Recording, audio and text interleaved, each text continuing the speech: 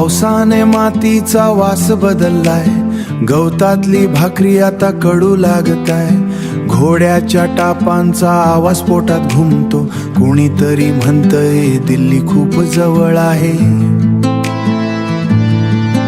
पण माझ्या नखात मेवाडची माती अडकलीये, ही माती मला झोपू देत नाही. अकबराचे दूत येतात रेशीम घेऊन, त्यांच्या शब्दांना मद्याचा वास येतो. ते म्हणतात झुकला तर जग दिसेल.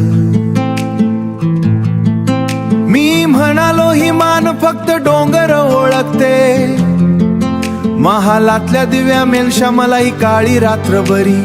इथे किमान माझा श्वास तरी माझा आहे.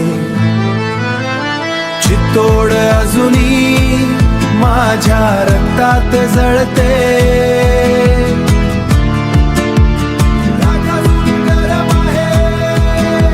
मी राजा नाही, मी फक्त एक पहारेकरी.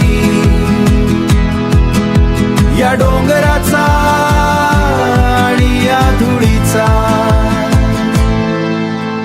चेतकचे पाय आता थकले असावेत, हल्दी घाटीच्या दगडावर रक्ताचे डाग वाळलेत.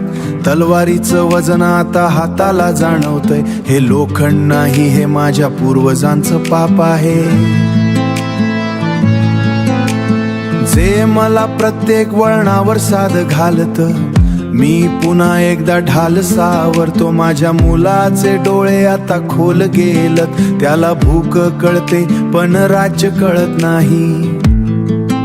उद्या कदाचित आम्ही नसू या जगात, पण या वाटा आमचं नाव विसरणार नाहीत. एकदा हारलो तरी ती हार माझी नव्हती, ती फक्त एका काळाची फसवणूक होती. चित्तोड अजूनही माझ्या रक्तात जळते, मी राजा नाही, मी फक्त एक पहारेकरी. या डोंगराचा आणि या धुळीचा.